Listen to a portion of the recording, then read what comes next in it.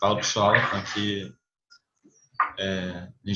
o nosso grupo vai apresentar agora sobre a tabela hash. O grupo é composto por eu, Henrique, a Gabriela, o João Vitor e o José Lucas. A matéria é computação aplicada para engenharia de produção 1 e a gente vai prosseguir agora com o trabalho. Então, fazendo uma breve introdução aqui, não necessariamente ainda sobre nosso modelo de tabela hash, mas sobre métodos de busca. O que seriam esses métodos de busca? O nosso intuito é procurar informação com base na comparação de duas ou mais chaves dentro de um algoritmo.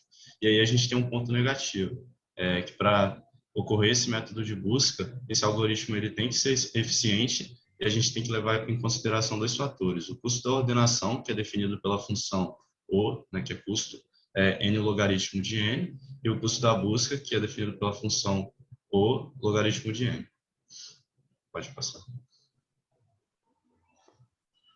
Continuando aqui, a gente vai efetuar esse método de busca através de arrays. E qual o intuito de usar o array? A gente usa o array para poder acessar uma determinada posição do próprio array e com a utilização do custo. Aqui a gente, para a tabela hash, a gente tem um custo definido pela função O de 1.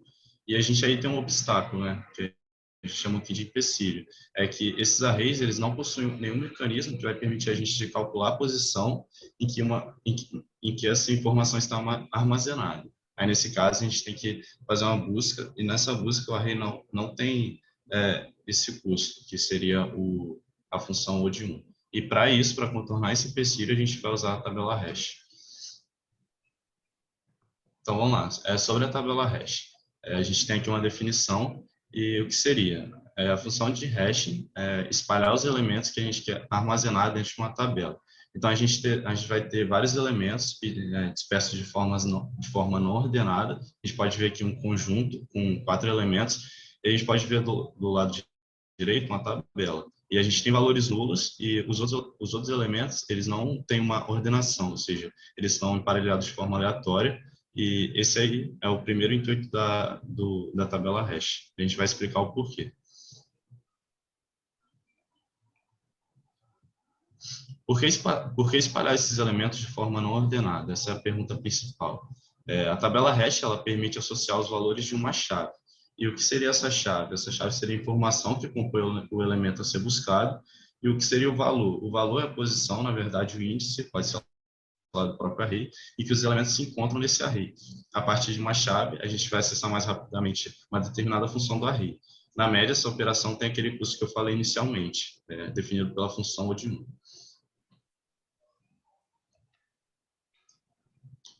E quais seriam as vantagens da gente utilizar a tabela hash? Primeiro ponto, eficiência.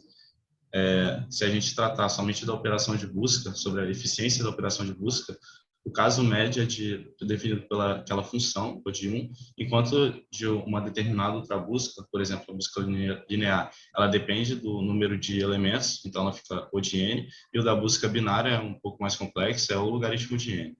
E outra vantagem é o tempo de busca, que ele não necessariamente depende do número de chaves armazenadas na tabela, e ela é de simples implementação. A gente vai ver essa implementação mais posteriormente, quando o restante do grupo apresentar o algoritmo em si. Agora, tratando aqui das desvantagens, a gente tem duas desvantagens principais, que é o alto custo para recuperar esses elementos da tabela. Esses elementos eles são ordenados pela chave. Então, por isso é preciso ordenar a tabela primeiro. E outro caso é o caso O de n, já que n é o número da tabela, ele possui um alto número de colisões. O que seriam essas colisões? Colisão é a ocorrência de duas ou mais chaves dentro de uma tabela com o mesmo valor da posição. E aqui a gente entra na parte de aplicações da tabela hash. Vou falar aqui de 4 fatores principais. O primeiro dele, busca de elementos em bases de dados. Aí envolve estruturas de dados, no caso de memória, bancos de dados, mecanismos de busca na internet.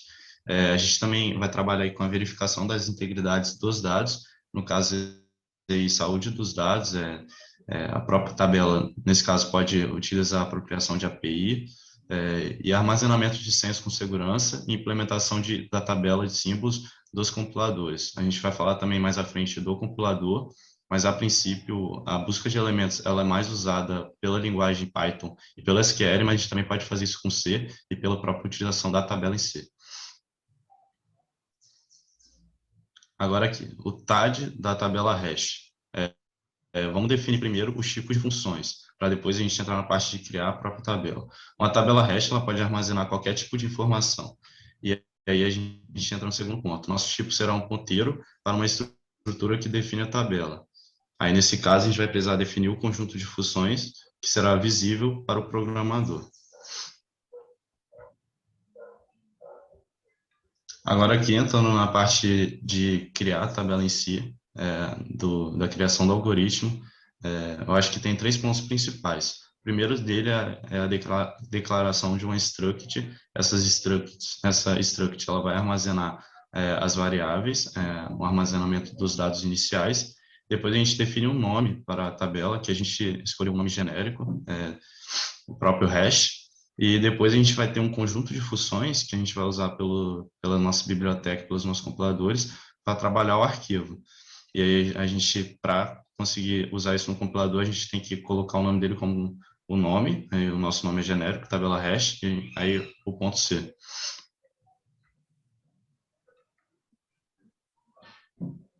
Voltando aqui, agora continuando aqui sobre a criação da tabela. No arquivo da tabela hash, a gente coloca o que precisa ficar oculto do usuário, e aí a gente inclui as funções a serem trabalhadas. Primeiramente, sobre as bibliotecas. A gente tem aquela biblioteca principal, que é essa primeira, e a segunda biblioteca é uma biblioteca de string, ela é necessária para a gente trabalhar com a tabela hash. Depois da declaração das bibliotecas, a gente define o tipo hash, que seria isso, a definição da struct. E a gente tem a variável e o vetor a ser trabalhado já. Agora aqui, um exemplo simples do funcionamento da tabela. A nossa tabela, ela armazena um endereço para a estrutura que contém os dados do aluno. E por que isso é importante? Isso vai evitar o gasto excessivo de memória e a gente realiza a alocação daquele elemento. Por exemplo, que a gente tem três pontos: itens, o table size e a quantidade. A gente pode ver na tabela que eles retornaram valores nulos. A gente vai explicar eu vou explicar mais posteriormente o funcionamento disso aqui, porque no funcionamento ele retorna o valor nulo. Pode seguir, José. Aqui. Sobre a tabela em si, a gente vai ter uma alocação de memória. Aqui a gente pode ver já o trabalho de ponteiros, a gente colocou um comando condicional e a gente precisa associar uma determinada table size com o tamanho da tabela informado pelo usuário. Aí a gente cria um vetor do tamanho da tabela da struct do aluno, que é o nosso exemplo. E uma outra informação, cada posição desse vetor genérico table size, ele vai guardar uma struct aluno. Aqui é sobre o quadro que eu falei que eu ia explicar por que retorna valores nulos e talvez não nulo, né? Vamos supor, a gente tem um comando condicional aqui, a gente tem um trabalho de ponteiros, aí caso dê erro, vai liberar o ponteiro HA, e esse ponteiro ele vai retornar nulo, ou seja, não vai retornar nenhum valor. Caso esteja certo, se as condições forem seguidas de maneira certa, e tudo ocorrer certo, esse ponteiro ele vai retornar nulo para toda a tabela. E como a gente mostrou anteriormente, nos dois slides anteriores, é aquele caso, em que fica nulo para cada posição do array dentro da tabela. Ao escolher o tamanho da tabela hash, o ideal é escolher um número primo e evitar valores que sejam uma potência de 2. Um número primo, para o tratamento da tabela, reduz a probabilidade de colisões, mesmo que a função hash não seja muito eficaz.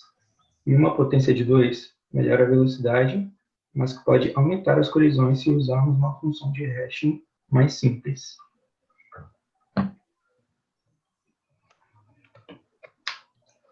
Para destruir uma tabela hash, envolve percorrer todo o array e verificar se existe um elemento para ser desalocado.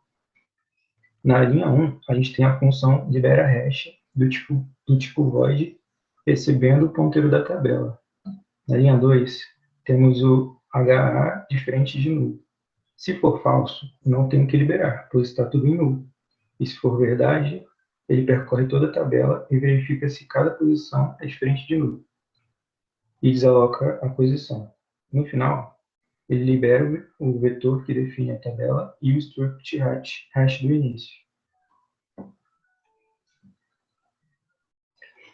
A função hashing permite calcular uma posição a partir de uma chave escolhida a partir dos dados. É muito importante escolher uma boa função de hashing para se ter um bom desempenho da tabela, pois é ela que distribui as informações de forma equilibrada. Nessa imagem, a gente tem os conjuntos de chaves, A, B, C, D, E, que é jogado na função hashing e é espalhado em suas posições, não necessariamente ordenadas.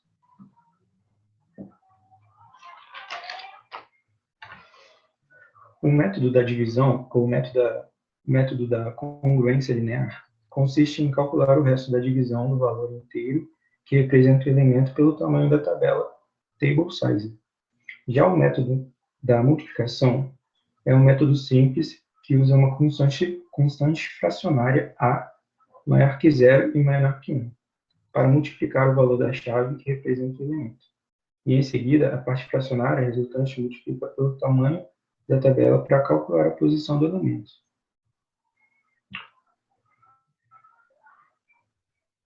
No exemplo da divisão, é usada uma operação E bit a bit acompanhada de um valor, antes da operação do módulo usado para calcular a posição. Isso é feito para eliminarmos o risco de ocorrer um overflow e obtermos um número negativo. No método da multiplicação, temos a constante de A com seu valor, que em seguida é multiplicado pela chave. Depois disso, é pega pela parte fracionária e é multiplicada pelo valor da tabela.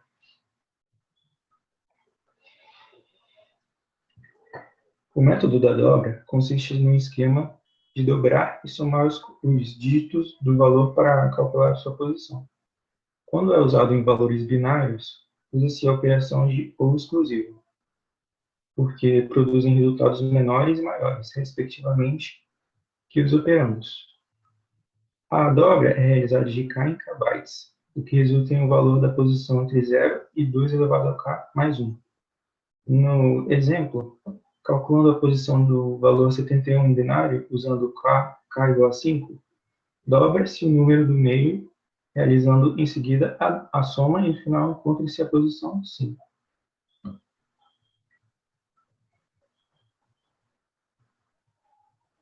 Nessa implementação, é informado para dobrar a cada 10 bytes, depois desloca 10 bytes para a direita, faz a operação E bit a bit, e em seguida faz um ou exclusivo entre as duas partes. E isso vai gerar a posição no final.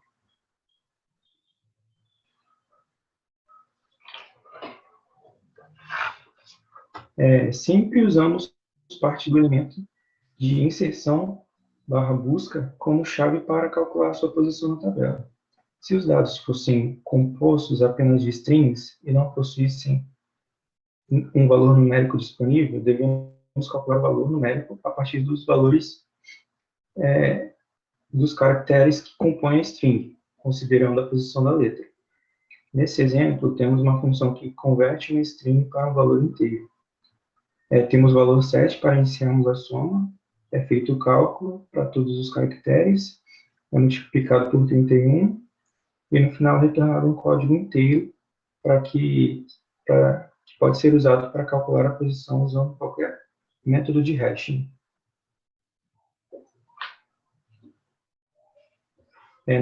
Na inserção e busca sem tratamento de colisões, o funcionamento se divide em calcular a posição da chave no array, alocar espaço para os dados e armazenar os dados na posição calculada. Verifica-se se a tabela é válida.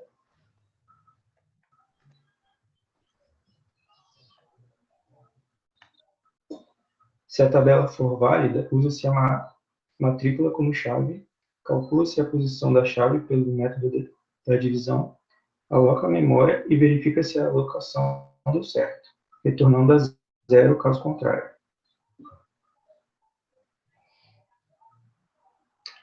Em seguida, copia-se os dados para o ponteiro novo, guarda a informação da posição e incrementa a quantidade de elementos na tabela. No final, é retornado o número 1 para indicar sucesso na operação de inserção.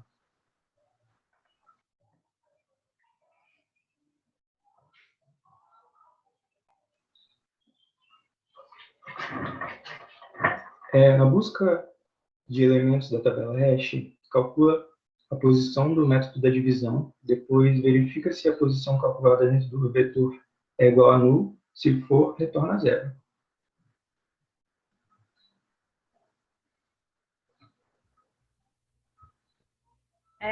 O hash universal, qualquer função de hash está sujeita ao problema de criar chaves iguais para elementos distintos. Uma estratégia para minimizar as colisões é escolher aleatoriamente uma função hash a partir do conjunto de funções. Um dos conjuntos de funções pode ser obtido da seguinte forma. Escolher um número primo p, sendo o valor da chave k, k maior que 0, menor que p, e p sendo maior do que a table size. Escolher dois números inteiros a e b, sendo a maior que 0, menor ou igual a p, e b maior ou igual a 0 e menor ou igual a p. Dados os valores de p, a e b, definimos a função de hash universal como sendo h de k igual a ak mais b, %p, %table size. Essa função de hash universal permite que o tamanho da tabela não seja necessariamente primo, além de permitir muitas funções de hashes diferentes. O hash perfeito e imperfeito. A função de hash pode ser classificada como perfeita ou imperfeita, com base no tamanho da tabela e dos valores inseridos nela. No hash imperfeito, para duas chaves diferentes, a saída da função é a mesma posição na tabela, podendo ocorrer colisões e diminuindo o desempenho do sistema. Já no hash perfeito, ele garante que não haverá colisões das chaves dentro da tabela. O tratamento das colisões. Uma tabela hash consiste de duas coisas, uma função de hash e uma abordagem para tratamento de colisões. Por exemplo, uma escolha adequada do tamanho da tabela pode minimizar essas colisões. Há duas técnicas para resolver o problema das colisões: o endereçamento aberto e o encadeamento separado.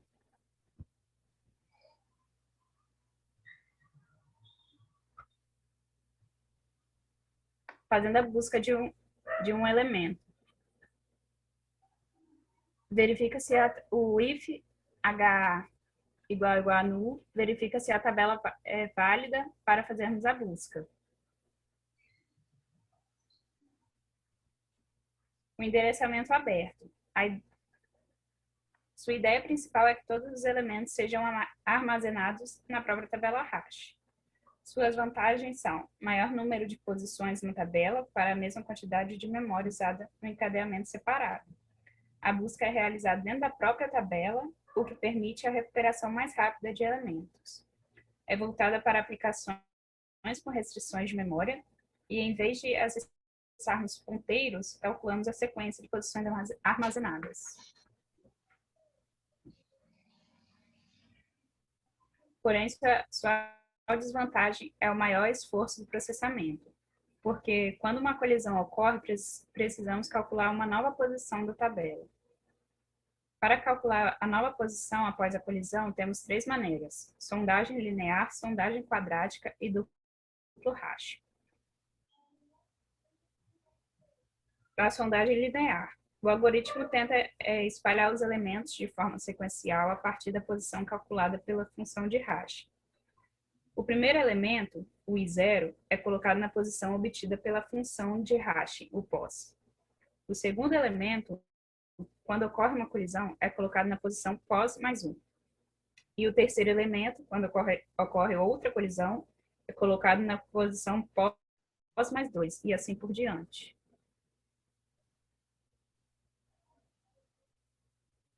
Aqui temos o exemplo da sondagem linear. A chave A é colocada na posição 2.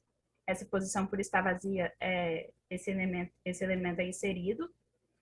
A chave B é colocada na posição 6, que também está vazia, então esse elemento é inserido nessa posição. A chave C é colocada na posição 2, porém essa posição já é ocupada pela chave A. Então, procura uma próxima posição, que seria a posição 3, e insere esse elemento, e assim por diante.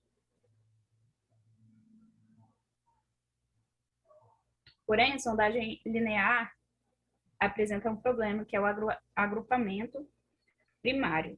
À medida que a tabela fica cheia, surgem longas sequências de posições ocupadas.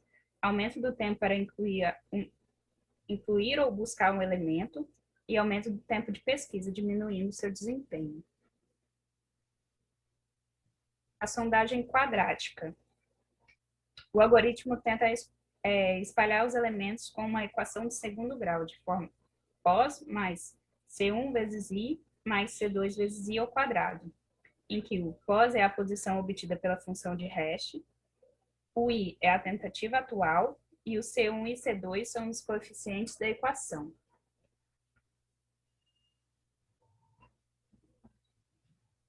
Ela funciona da seguinte forma.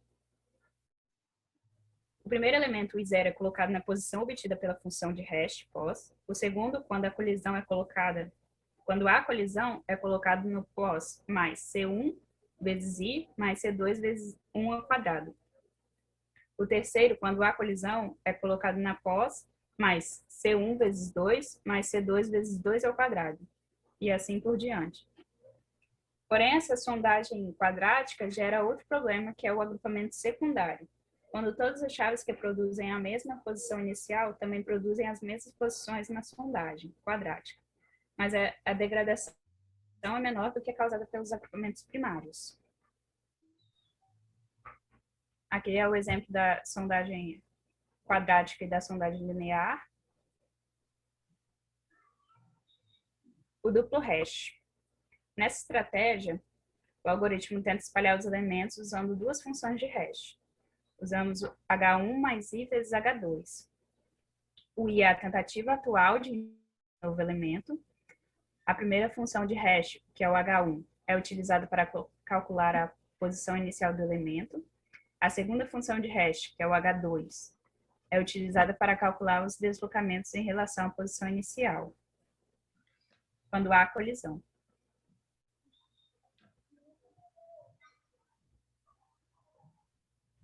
Ela ocorre da seguinte maneira. O primeiro elemento, que é o I0, é colocado na posição obtida pela função de hash, que é o H1. O segundo, quando há uma colisão, é colocado na posição H1 mais 1 vezes H2. E o terceiro, quando há outra colisão, na posição H1 mais 2 vezes o H2. E assim por diante. O duplo hash, ele diminui a ocorrência de agrupamentos, o que faz dele um dos melhores métodos para tratamento de colisões de endereçamento aberto. Porém, para o duplo hash funcionar corretamente, é necessário que as duas funções de hash sejam diferentes. A segunda função de hash não pode resultar em um valor igual a zero, pois nesse caso não haveria deslocamento. E para evitar que dê zero na segunda função, devemos usar o tamanho da tabela um pouco menor, além de somar mais 1 ao valor da posição obtida. Bom, na parte da inserção e busca com tratamento de colisão, são tarefas basicamente muito simples e diretas. A gente vai começar primeiro pela inserção de um elemento. E aí o funcionamento é basicamente composto pelas seguintes etapas. A gente calcula a posição da chave no array, a gente recalcula a posição enquanto houver colisão, ou seja, aqueles eventos que foram comentados, apresentados anteriormente, enquanto eles forem ocorrendo, a gente vai recalculando essa posição, a gente aloca o espaço para os dados e a gente armazena os dados na posição calculada. Bom, ao apresentar o algoritmo dentro da nossa condição, a gente tem a função de verificar se temos uma tabela válida. Caso ele retorne zero, ele indica que teve erro na inserção e a tabela não foi válida. Se a tabela foi criada com sucesso e existe espaço vago nela, o programa continua a rodar. Continuando, a gente tem essa função int, onde tem a matrícula que é denominada nossa chave da tabela. Nesse caso, dentro dela, a gente tem um comentário ali que fala que também poderia ser a chave string, porque aí ela poderia ser convertida para int, né? Então, tanto faz, poderia ser uma string convertendo para int ou poderia ser uma int direto. Ali no caso, na pós, a gente calcula a posição da chave usando o método de divisão. Lá no nosso laço ali, no for, ele tenta fazer a inserção do mesmo número de vezes no tamanho da tabela. Após isso, ele continua no nosso laço e aí ele tenta calcular a nova posição usando a sondagem linear.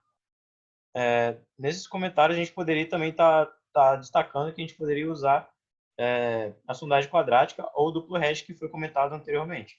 Então, nessa condição, a gente verifica se a posição obtida está vazia, que é o null, né? Com isso, a gente tem um novo condicional ali, que no caso, nesse struct, ele faz a alocação da memória para um novo elemento. Tanto nesse struct também nessa condição como um todo, né? Ali pelo sizeof ele vê a questão do tamanho do struct. E aí, quando ele for retornar zero, ele retorna zero caso a alocação não seja possível, né? Ou seja, houve uma falha na inserção. Ainda no código, se deu algo certo, no caso, ele copia os dados do struct a L, no caso, e guarda a posição da memória novo dentro do array. E aí, com isso, ele aumenta a quantidade da tabela. E aí, por fim, ele retorna 1, indicando sucesso na operação de inserção dentro da tabela. Bom, continuando ainda no processo da busca com tratamento de colisão, agora a gente vai apresentar a operação de busca. O funcionamento é basicamente composto por calcular a nova posição da chave do array, verificar se há dados na posição e se esses dados combinam com a chave. Depois a gente recalcula a posição enquanto os dados forem diferentes da chave e retorna esses dados. Um exemplo do código aqui a gente verifica, então, através do nosso if, se temos uma tabela válida. Caso seja isso verdade, a gente retorna zero indicando o erro.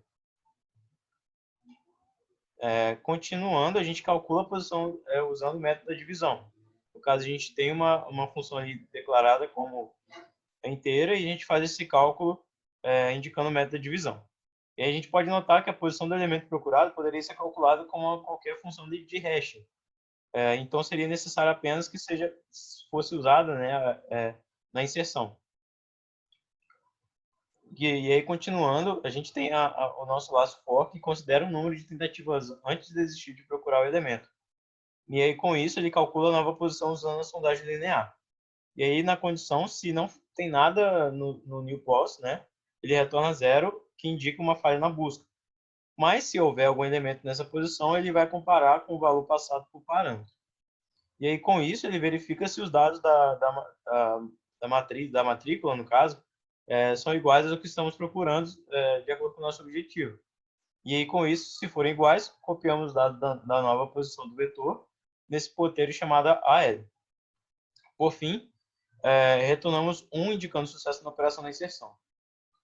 E aí, falando sobre encadeamento separado, em vez de a gente procurar posições vagas, no caso, que são compostas por aqueles nulls no array, ele armazena no início de cada posição uma lista dinâmica encadeada. Dentro dessa lista que vão ficar as colisões para aquela posição. Ou seja, a gente tem um esqueminha aqui representando cada chave e posição, e aqui na sequência da tabela. Ou seja, a gente tem a vaga, a gente pula uma, e é onde a gente insere o espaço. Bom, basicamente, esse foi o trabalho que a gente queria apresentar sobre tabela hashing. A nossa principal referência foi a linguagem C do Bax, que é o principal livro bibliográfico assim, para a gente poder se pautar dentro desse conhecimento apresentado na disciplina de Computação 1. E a gente agradece a atenção de todos e esperamos que tenham um excelente resultado aí com o aprendizado do nosso trabalho.